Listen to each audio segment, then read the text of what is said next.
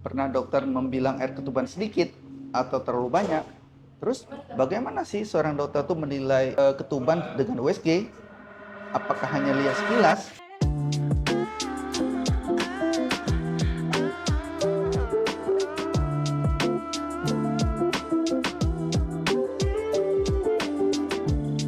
Assalamualaikum warahmatullahi wabarakatuh. Hai sahabat Milvan, hari ini kita akan membicarakan tentang air ketuban.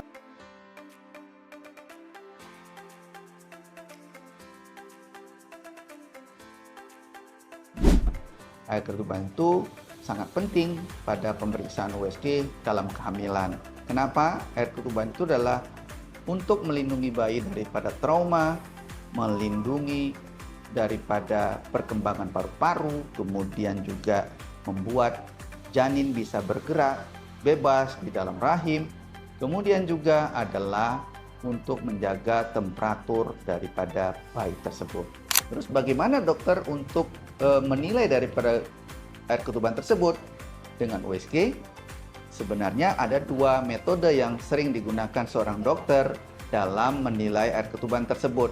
Pertama dengan membuat 4 kuadran, yaitu dengan air fluid index. Jadi dibuat ukuran 4 kuadran tersebut, kemudian dijumlahkan dan secara otomatis sebenarnya secara USG dia akan keluar nilai volumenya.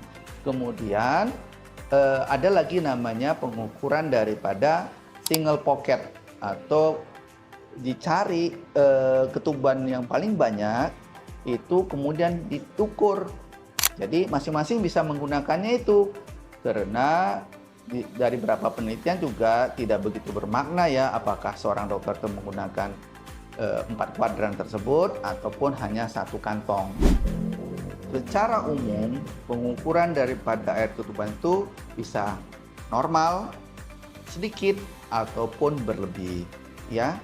Nah, nanti dicari ini. Kalau normal ya udah selesai ya, karena tidak ada penilaian yang lebih harus dilakukan untuk menilai kenapa normal, karena itu udah cukup, kecuali memang sedikit. Jadi sedikit itu berarti terjadinya gangguan di saluran kencing, kemudian juga bisa juga ketuban pecah ya.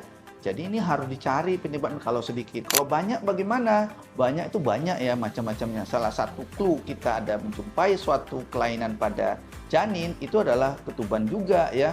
Kalau ketuban berlebihan, kita akan curiga nih di mana nih kelainannya. Bisa juga memang itu berhubungan dengan penyakit metabolik, contohnya diabetes. Kenapa jumlah air ketuban bisa berubah? Banyak hal penyebabnya. Salah satunya pecah ketuban, kemudian juga gangguan plasenta, kemudian juga diabetes pada kehamilan, kemudian juga kondisi tertentu pada bayi. Ya, jadi memang itu harus dinilai dia sebenarnya apa penyebab pastinya kenapa air ketuban. Tapi ada satu hal yang fisiologis.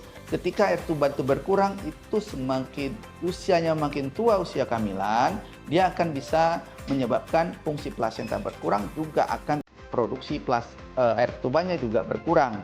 Jadi nggak usah panik dulu ya.